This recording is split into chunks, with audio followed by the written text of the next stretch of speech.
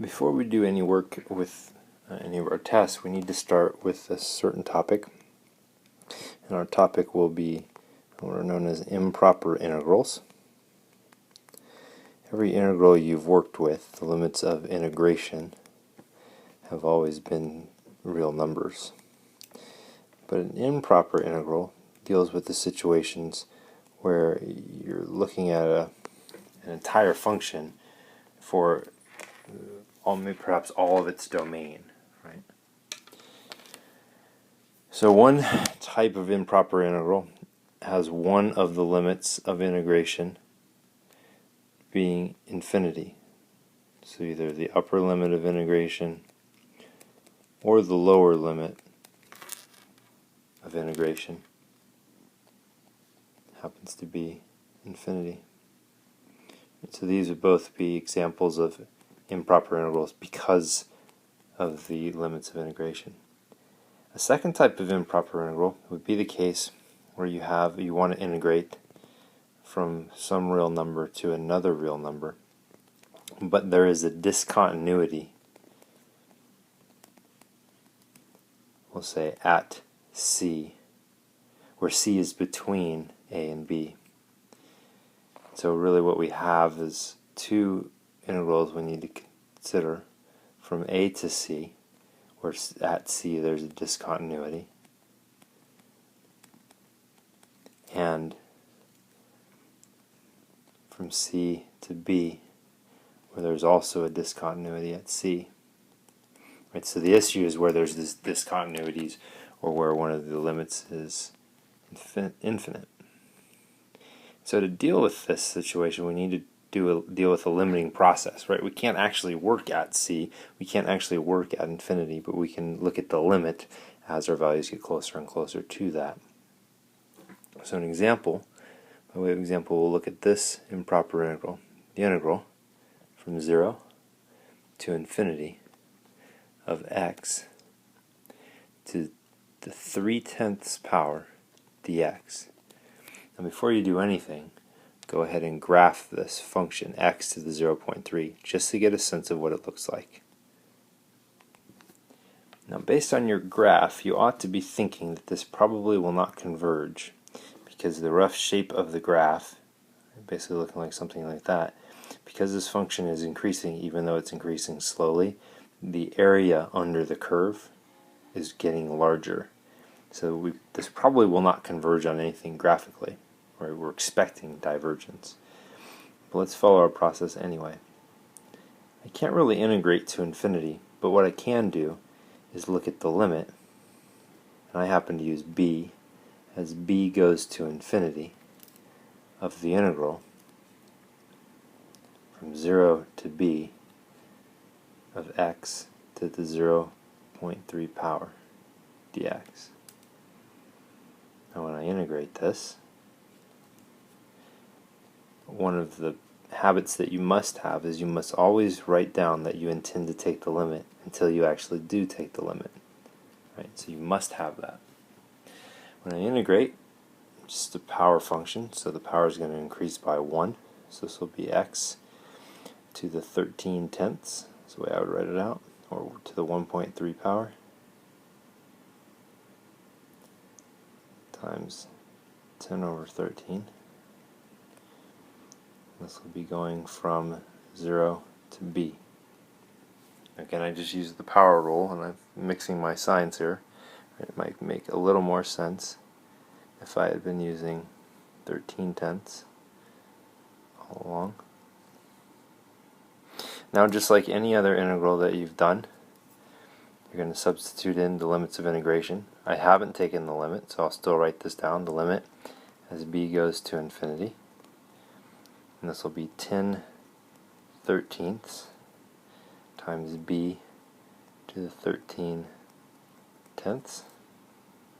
It will be minus 0. And at this point, I need to take the limit of this thing.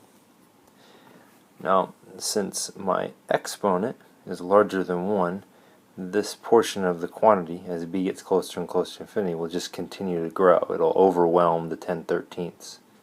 So this thing's just going to continue to get larger and larger and larger which means that this goes to infinity, which also means that I must conclude that this improper integral is divergent.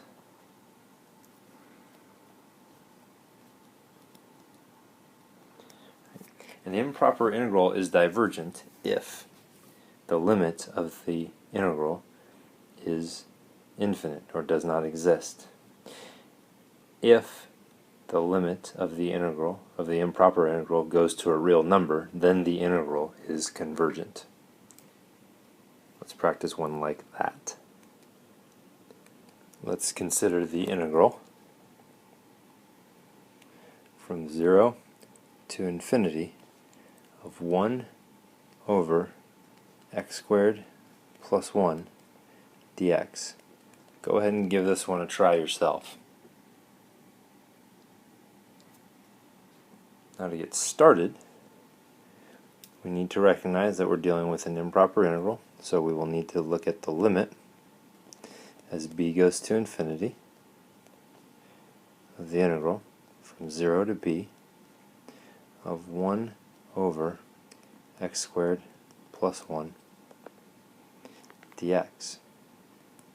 Now, you ought to be looking at this and you really should know exactly what this integral is, but you may not. You may not have used it at all in AB, which is fine and not surprising, and even if you did use it in AB, you didn't use it a lot. So you might not have this memorized, but it is one you need to get memorized. This is the identity for arctangent. And if you find that you're not real comfortable with arctangent, and I can do a lesson on that as well. That's a pre-calc thing, but a lot of times that kind of stuff gets skipped. But this is the identity for arctangent. So I have the limit as b goes to infinity of its arctangent, although you can write arctangent as tan negative 1 x from 0 to b. Arctangent is really dealing with the question, what angle has this tangent value, right? With tangent, you want to know something about, it's a property of the angle, the tangent of pi halves or the tangent of pi fourths. Arctangent is the reverse question. This is a value of tangent that some angle has. What angle is it? As we continue our process of just evaluating this integral, the limit as b goes to infinity of the arctangent of b minus the arctangent of 0. Run out of room here. So when I plug infinity in here, it in essence is what angle has a tangent value of infinity minus whatever angle has a tangent value of 0. Now, if you know what your graphs of trig identities look like, right, a trig graph looks something like this, and we know that there's a vertical asymptote at pi halves and another one at negative pi halves. Somewhere in between negative pi halves and pi halves are our answers. It's up here as the value gets closer and closer to pi halves, the value of tangent is increasing, so the arctangent of infinity is pi halves.